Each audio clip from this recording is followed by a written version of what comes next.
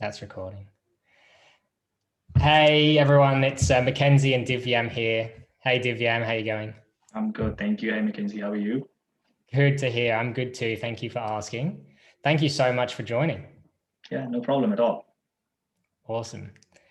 So Divyam, Divyam was very successful landing a job as an engineer at a company called UPS Solutions. I think electrical engineer, right? Yes, that's right. Beautiful. And so Divyam joined grad jobs. We got to know each other. It was, I think, really early in December, late November, Late November, yeah, to be precise, yeah. last year. So we've been working with each other a little bit. And so when Divyam joined, he wanted to become an engineer. That's my understanding. He wanted to go into the electrical engineering industry. He studied a master's of, it was renewable and electrical Yeah. engineering at Swinburne. At Swinburne University, yes, that's right. Beautiful. And since then, so we obviously Divyam put in a lot of hard work, and we worked together and developed a strategy, and he was very successful in landing an awesome offer. And I think it was against 400 applicants or something, this job. Yeah, something along those lines. So really well done. Thank you for joining. Yeah. So yeah, I think in this interview, what we're just going to do is dive into your story, how everything went, and the sequencing of things, and then we'll kind of work into some tips and tricks for students who want to follow in your footsteps at the end. Yeah, sounds great. Yeah. Beautiful. All right. So take me back to before you started engineering, before you decided on your majors. Why did you choose to study your particular degree? So my father is an engineer as well. He's a mechanical engineer, and since I was very young, it's very obvious that it's organic of you to look to your parents and like see what they're doing. And I kind of felt like my father did that kind of work which has an impact on other people's lives. And he worked with a company which made liners that you put inside a car. And I felt like every time I would see like a particular car of that brand, I'm like, oh yeah, it's fairly possible that you did something to make this car running. So I just felt like that's a great feeling, and I tried to follow that feeling. And I thought that electrical engineering would be a great start. I did some projects before when I was in high school with electric locomotive and stuff, and I felt like that was really interesting. So I decided to pursue that. And for my master's, it's mostly like during my study of bachelor's, I came across all different subjects, and I realized that renewable energy is something that would be the next big thing in the electrical field, because we are running out of resources and we have to come up with some alternative solutions. And I felt like renewable energy was very interesting. I was curious about it. I did a few projects again in that. And I came across a wonderful course at Swinburne University, and I looked at the subjects. I realized that, yeah, this is exactly something that I want to do. So, yeah, here I am. Beautiful. That's a great story. So a lot of that's kind of driven by your family's kind of almost your heritage. Yes.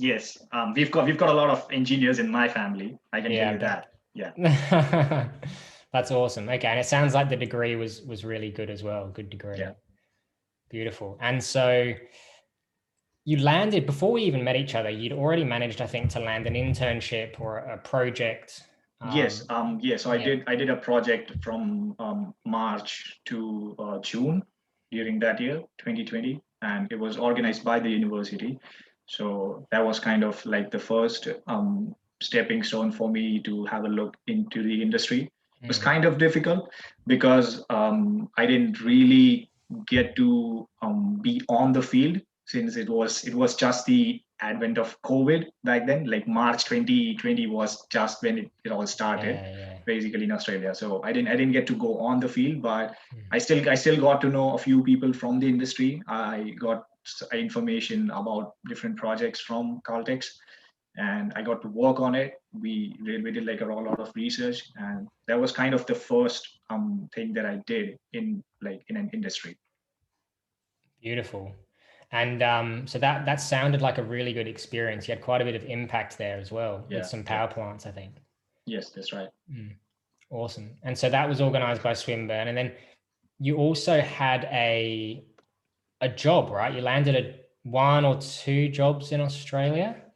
Yeah, I did part-time casual jobs ever since I came here in 2018, because obviously you have to pay your bills. So, but that wasn't really something that was in my field. Obviously, you would get all those transferable skills that would be useful in your professional job. But I didn't land an actual professional job just until now.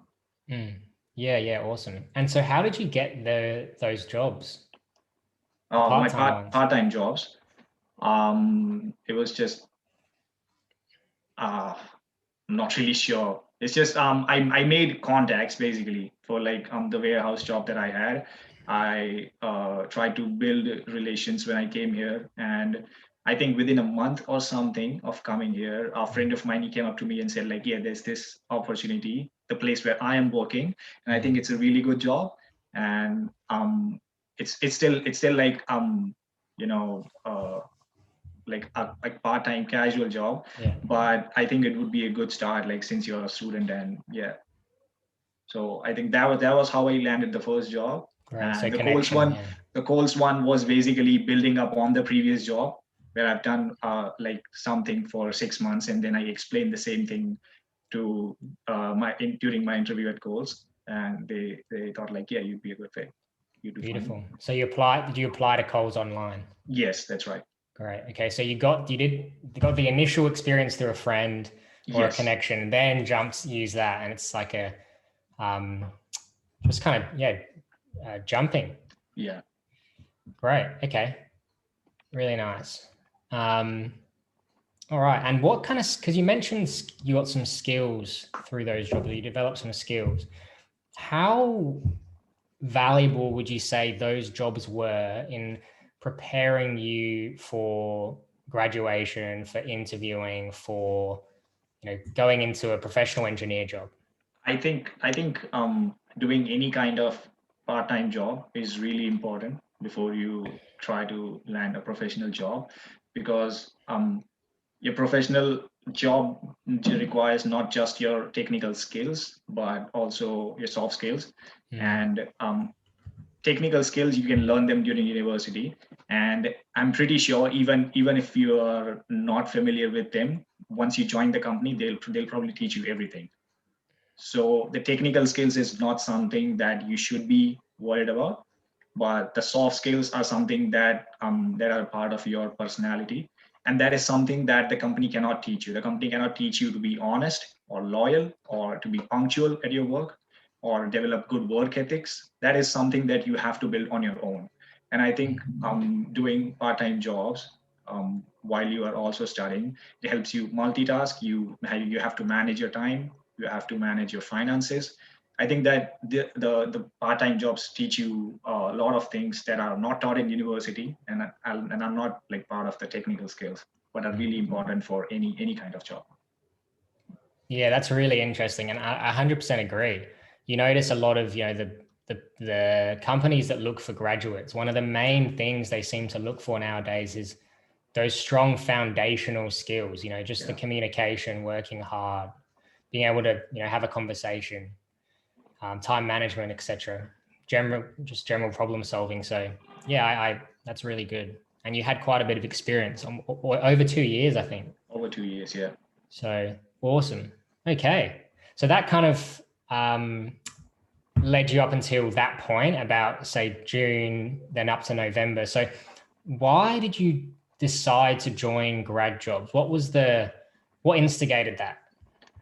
I think it was some of it would be being frustrated after graduated 4 months ago and still not landing a job, or to be honest, I did not land an interview as well until then.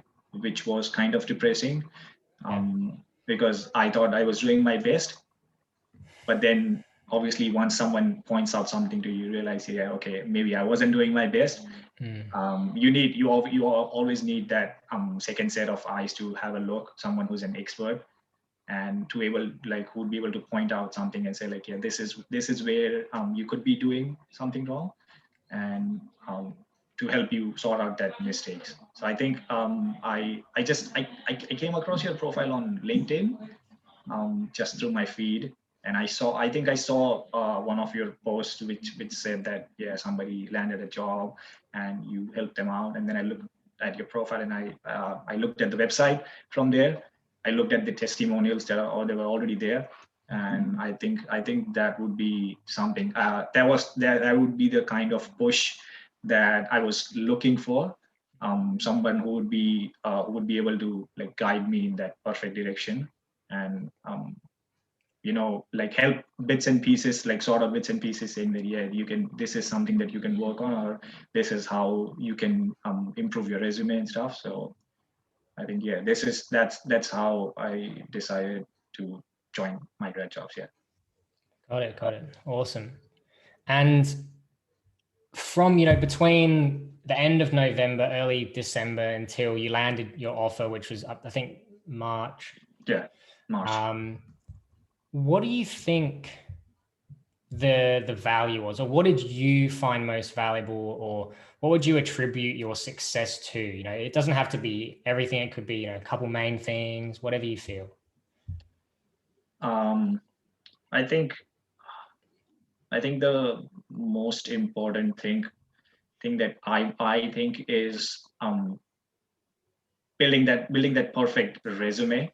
I think that is one of the most important things, like, because um, you would obviously be applying for a lot of jobs, but there is something that you need on your resume to stand out from, say, 400 other applications.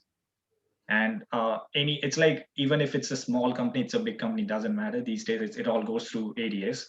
So you need that something special, something important on your resume that will help your resume stand out from the others. And I think Can I just ask a quick question on that? Yeah, totally. So the resume, you mentioned that was one of the most valuable things.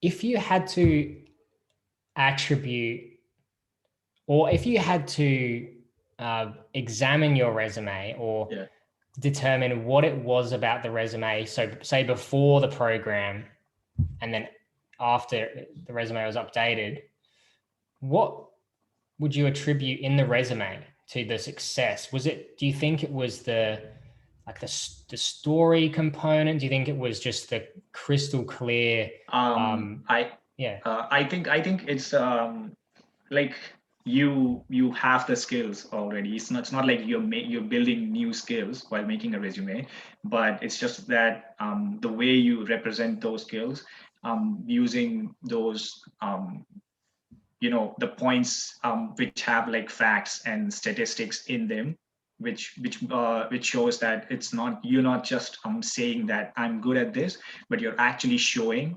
the reason why you think you're good at this, because you've got results in front of you. And something like, like, making the resume look crystal clear, so that your skills has a different section, and your experience and everything just stands out, apart, like, stands apart from the other resumes. And it feels very clear, and it feels, I don't know, like, outstanding. You look at the resume and you feel like, yeah, I just need to talk to this person. Great. And another thing I would attribute is, obviously, making connections. Obviously, I did not land the job through my connections, but I still feel like, say, 1 year, 2 years down the lane, if I have to find a new job, or I feel like, yeah, I want to pursue my career in renewable energy after that, I still need to have that connections. And I think the way I've built, I've built the connections in the past 4 months. If I keep doing that, I think that's going to be really helpful, not just in this job, but in the maybe in the next job that I look to after a year or 2 years. And I think that's really important. Awesome. And so with this job, it was an application online, right? So you submitted Yes. your resume, but then you also got called in for a last minute interview because I think you were Yes. traveling to To Sydney, and Yeah. last minute you got a call from I don't know, the CEO or someone. Yeah, that's right. And he said, let's catch up for a coffee. So you must have also kind of brought those relationship building skills into your coffee and your interviews, etc. Totally. Yeah. I cannot say that that's like the most important thing, because um I think the most important thing is getting a call for that coffee, Yeah. because I feel like a lot of students would find it easy to have that conversation and keep it engaging once you meet someone. But it's getting that first call which says that, yeah, let's meet up for a coffee, or you should come in for an interview and we'll have a chat. Like that is the first and foremost step. But yeah, make surely building those connections and trying to talk to that people. This is also where the part-time jobs factor in, where you have to build that repo and talk to customers all day long, and you have to keep the conversation engaging.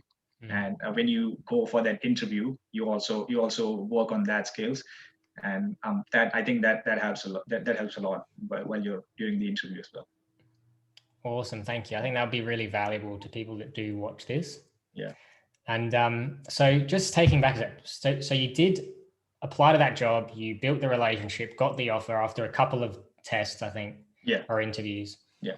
But you also had at least one other pretty awesome experience through the networking side of things. From memory, there's one that I remember where you cold message, I think it was someone at an engineering company, and they took you for a tour or something like that. Yes, that's right. Yeah. Could you tell us a bit about that and any other successes you had that didn't result in an offer, but helped you to gain confidence with talking to people, building relationships, creating opportunities out of thin air? Yeah. So there's this company called Fronius. They make inverters. So that's obviously this an electrical company, and I was interested. So I texted one person on LinkedIn, I think. And it turns out that you come across those people who have been through the same journey, and they can instantly relate with you. So like the very first text that I sent him, I got a response saying that, I'm very glad that you reached out to me. I've been in the same position, and I know how it feels. So I'm very happy to help you whatever way I can. And I told him that, yeah, there's this job opening at your company. So do you think we can catch up for a call or something? Like, yeah, just a chat. And so we had a call later on. He gave me all the information about the company, about the job, and what responsibilities he has, and giving the tips and tricks, saying that, yeah, this is what the company always looks for. Maybe it's building relations, or like in that particular job, it was basically talking to customers and making reports. I thought making reports is not important, because that's not something that someone usually tells you. Building relations, talking to customers is fine, but he said it's equally important to be good at making reports, making technical reports. So I think that is something that you should also look to. And that was kind of the first good relation that I built with someone in the industry. And the second one was at a solar company, where I came across this person's profile on LinkedIn, and in the bio it said that I'm just one text message away, so you can hit me up. So I just texted him, and he replied immediately on email. And he knew that there was this. It was again a small company, so he knew that there's this one opening for an engineer. So he said, yeah, I asked him for a chat, And can we have a call or something? And he's like, yeah, you know what? You can just, if you live close by, you can just probably come by to the office and we'll have a talk. So I went to the office and he showed me around. I talked to other people at the company as well, and that was really fun experience. Though it did not convert, they decided to go with someone else, but it was still a great experience for me, and that like I still have that connection with him. So if not now, maybe in future when there's other opportunities, I probably get in touch with him. Yeah, that's awesome. And if you do think those, instead of just thinking one step ahead, you think 5, 10 steps ahead, you realize that, wow, if you've got a year experience as an electrical engineer and you suddenly want to go into solar, Yeah, then you got a guy then. yeah, And the more of yeah, those you build, the bigger that asset base kind of gets. So that's an awesome story. I love it. That's actually not too uncommon. People do show graduates or students around the office sometimes. Like one time, one of my clients in Perth, I think it was the founder or the CEO of this finance firm. He kind of took him in and he actually showed him how to do all the technical work as well. It was crazy. It was crazy. He showed him how to do all these valuations and things. So it is rare, but people do it, which is, as a student or grad, it probably seems like something that's out of this world, something that would never happen. yeah, totally. Yeah, it was a really great experience. To just go there and talk to the people, see what they're doing, and it was really small company, but it was good. It was great experience for me. Yeah. Awesome. That's really good. Okay, great. So I think that's pretty much it in terms of my questions. I suppose the last one is just, or the last a couple more maybe. So are you excited to start?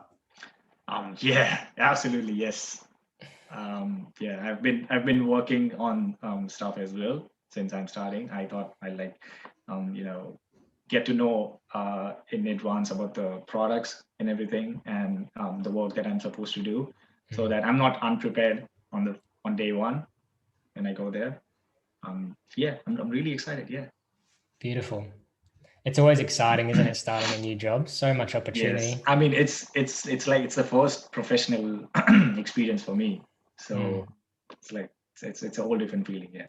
Yeah, it's very exciting. Beautiful. Awesome. And if there are students or graduates watching this, maybe they've been in a similar position to you and they're looking for a breakthrough, they're looking to go from that, university to professional environment, what would you say to them? Or do you have any tips that you'd like to share? Um, the first thing that comes to my mind is a lot of graduates think that it's okay to start looking for a job once you've graduated. The same mistake I did, and I feel like you should be obviously thinking 5-10 steps ahead of that. So before you finish, like you've got 1 or 2 semesters left, you should probably start looking for opportunities. If not jobs, start looking for internships, something that can help you build connections, build a network, or gain some experience in the industry. And you can probably build on that experience and land further jobs, or let's say a paid internship or something. But yeah, I think that's the most important advice that I want to give, is just don't wait don't wait to finish your studies and then look for a job. Start looking for opportunities right away when you realize you've got 1 or 2 semesters left. Yeah. And the second most important one is the same mistake I did during the period from June to November, is I applied for a lot of jobs. Like I kept applying for a lot of jobs and I realized that I wasn't getting anywhere. It was mostly because I was focused on quantity and not quality. It doesn't matter how many applications you make. What matters is how you make that application. What is the content that you put? What is the work that you put in that application, in that resume, and how you build that relation with someone while you're applying or before you're applying for the job.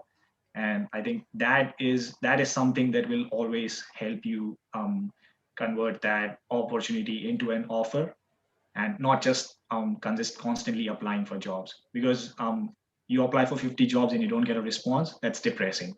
But if you apply for 10 jobs with more effort and you get response from 5, then that's really good. So I think, yeah, that is something that I would recommend. Start applying for jobs before you graduate and focus on quality and not quantity. Beautiful. Very succinct. Yeah. That's some succinct takeaway there for people watching this. Awesome.